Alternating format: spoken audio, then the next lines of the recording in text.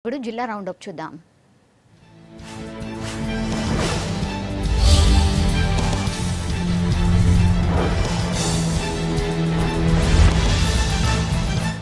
ప్రజాస్వామ్యంలో ప్రజల కోసం పనిచేయడానికి ఎన్ని పార్టీలు పుట్టుకొచ్చినా సమాజానికి నష్టమేమీ లేదన్నారు వైసీపీ నేతలు. ఆ పార్టీ ఆవిర్భావ దినోత్సవాన్ని ఆదిలాబాద్లో గ్రాండ్ గా జరుపుకున్నారు నేతలు. పార్టీ పటిష్టతకు కృషి చేస్తామని అన్నారు. తెలంగాణలో వైసీపీకి మంచి భవిష్యత్తు ఉందని అన్నారు.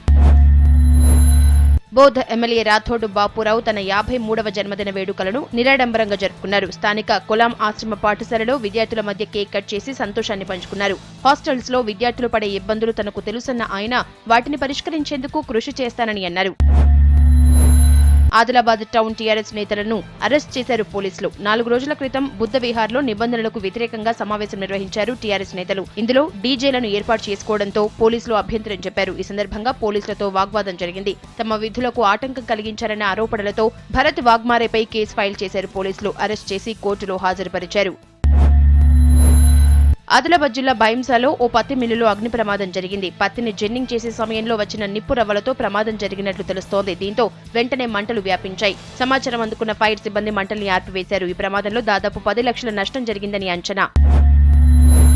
మెదక్ జిల్లా పుల్కల్ పోలీస్ స్టేషన్లో లాకప్ డెత్ జరిగింది. సదాశివపేట మండలానికి చెందిన ఓ మహిళ హత్యకు గురైంది. లక్ష్మయ్య పోచయ్యలకు హత్యతో సంబంధం ఉన్నట్లు పోలీసులు గుర్తించారు. లక్ష్మయ్య మహారాష్ట్రలో ఉండటంతో అక్కడికి వెళ్లి పట్టుకున్నారు పోలీసులు. అయితే ఆయన్ను వారం రోజులుగా ఇంట్రాగేషన్ చేస్తున్నట్లు తెలుస్తోంది. దీంతో ఆయనకు తీవ్ర గాయాలయ్యాయి. గుట్టుచప్పుడు కాకుండా లక్ష్మయ్యను హైదరాబాద్ గాంధీ హాస్పిటల్ కు తరలించారు. హాస్పిటల్లో ట్రీట్మెంట్ తీసుకుంటూ లక్ష్మయ్య చనిపోయాడు. బాధ్యులపై ఉన్నత అధికారులు చర్యలు తీసుకున్నారు.